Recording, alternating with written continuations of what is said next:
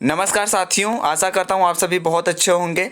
तो आज का जो सब्जेक्ट है हमारा पॉलिटी में जो क्वेश्चन है वो सेलेक्टेड लिए गए हैं जो कि आप आगामी किसी भी परीक्षा में आपके पूछे जा सकते हैं। तो संविधान का जो महत्वपूर्ण क्वेश्चन है वो यहाँ पर लिया गया है। तो वीडियो को अंत तक जरूर देखें। अगर चैनल पर नए हैं तो चैनल को सब्सक्राइब करें, लाइक करें और अपने दोस्तों में भी शेयर करें। चलिए पहला क्वेश्चन हम शुरू करते हैं। संसद के प्रत्येक सदन की बैठक की कार्यसूची में पहला विषय कौन सा होता है? तो ये होता है प्रश्नकाल का होता है। यानी कि जब भी कार्यवाही शुरू होती है वो पहला घंटा जो होता है वो प्रश्नकाल का होता है। प्रश्नकाल आखिर होता क्या है इसको हम थोड़ा समझ लेते हैं। तो जो सांसद होता है यानी कि जो सांसद होते हैं सरकार के मंत्रियों से सवाल पूछते हैं। अगर हम बात करें लोकसभा की तो लोकसभा की जो कार्यवाही होती है उसका पहला घंटा जो होता है वो प्रश्नकाल का होता है। वहीं राज्यसभा की अगर हम बात करें तो राज्यसभा में जो पहला घंटा होता है वो शून्यकाल का होता है। दोनों जैसे लोकसभा है और राज्यसभा है तो इसमें एक टाइम पे एक लोकसभा में जैसे अगर प्रश्नकाल है तो राज्यसभा में शून्यकाल होगा। ऐसा नहीं है कि दोनों सेम टाइम पर रहेगा, ऐसा बिल्कुल नहीं होता है। राज्यसभा में पहले शून्यकाल होता है और उसके बाद फिर प्रश्नकाल होता है। वहीं लोकसभा की बात करें तो लोकसभा में पहले प्रश्नकाल होता है, देन उसके बाद क्या होता है, शून्यकाल होता है। अब प्रश्नकाल और शून्यकाल में क्या अंतर है इसे एक लाइन में हम समझ लेते हैं गाइस। तो प्रश्नकाल जो होता है उससे कुछ सिलेक्टेड क्वेश्चन होते हैं वो मंत्रियों से पूछे जाते हैं, सरकार के मंत्रियों से पूछे जाते हैं। कौन पूछता है? तो सांसद पूछते हैं और वो एक एक करके खड़े होके यानी कि वो जवाब भी देंगे। ऐसा नहीं है कि बैठे बैठे जवाब देंगे, नहीं, खड़े होके प्रॉपर उसका आंसर करेंगे। वो मौखिक भी होता है, लिखित भी होता है। तो इस तरह के क्वेश्चन होते हैं। वही अगर हम शून्यकाल की बात करें गाइस तो शून्यकाल जो होता है वो आप कहीं किसी भी टॉपिक पे डिस्कस कर सकते हैं, किसी भी तरह के प्रश्न पूछ सकते हैं। वही अगर हम बात करें नेक्स्ट क्वेश्चन की गाइस तो नेक्स्ट क्वेश्चन पे हम चलें तो नेक्स्ट क्वेश्चन यहाँ पे लिखा हुआ है किस संविधान के तहत केरल भूमि सुधार कानूनों को नवी अनुसूची में स्थान दिया गया?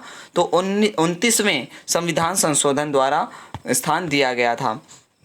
उसके बाद नेक्स्ट क्वेश्चन है वन लाइनर गाइस क्वेश्चन है तो आप फटाफट देखते चलेंगे। रिवीजन बेस्ड वीडियो है तो आप वीडियो को लाइक भी करें। किस अनुच्छेद के तहत धार्मिक व्यय के लिए निश्चित धन पर कर की अदायगी से छूट प्रदान की गई है? तो उत्तर हो जाएगा अनुच्छेद 27 के तहत। अनुच्छेद 27 के तहत धार्मिक व्यय के लिए निश्चित धन पर कर की अदायगी से छूट प्रदान की गई है। तो ये चीज़ें ध्यान रखिएगा। चलिए नेक्स्ट क्वेश्चन पर चलते हैं। नेक्स्ट क्वेश्चन यहाँ पर है 1952 ईस्वी के आम चुनाव के समय कितने दलों का निर्वाचन आयोग द्वारा राष्ट्रीय दल के रूप में मान्यता प्रदान की गई है? तो ये बहुत इजी क्वेश्चन है, आप सबको पता होगा। 14 दलों को मान्यता प्रदान की गई थी। उसके बाद हम नेक्स्ट क्वेश्चन देखें तो संविधान सभा के प्रारूप संविधान पर अनुच्छेदवार विचार विमर्श करना कब से प्रारंभ किया गया? तो यहाँ पर उत्तर हो जाएगा 15 नवंबर 1948 में।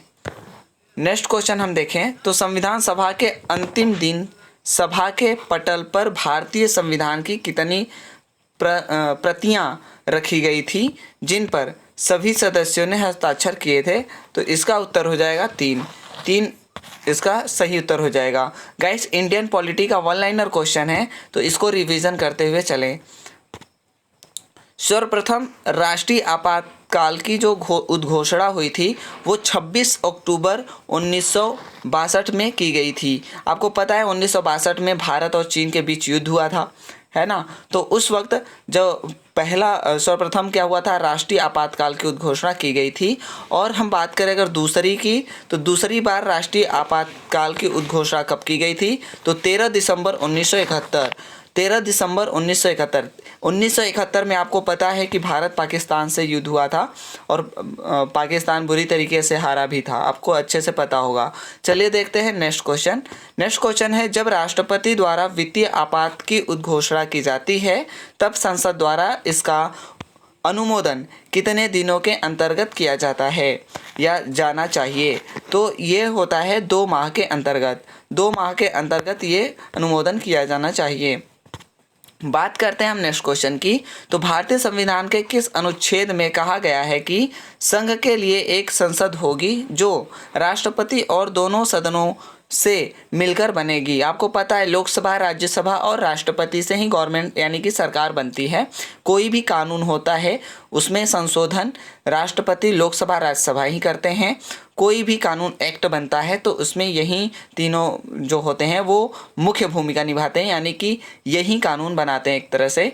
और अगर हम बात करें तो इसमें भारतीय संविधान के किस अनुच्छेद में कहा गया है कि संघ के लिए एक संसद होगी जो राष्ट्रपति और दोनों सदनों से मिलकर बनेगी, जिनके नाम क्रमशः राज्यसभा और लोकसभा होंगे। और इसका उत्तर हो जाएगा, क्या हो जाएगा, अनुच्छेद 79। ये इसका सही उत्तर हो जाएगा। उसके बाद नेक्स्ट क्वेश्चन अगर हम देखें तो किस अनुच्छेद के तहत सर्वोच्च न्यायालय को यह अधिकार दिया गया है कि सैनिक न्यायालय को छोड़कर वह भारत के अन्य किसी न्यायालय अथवा न्यायमंडल के निर्णय के विरुद्ध सर्वोच्च न्यायालय में अपील करने की अनुमति प्रदान कर दे।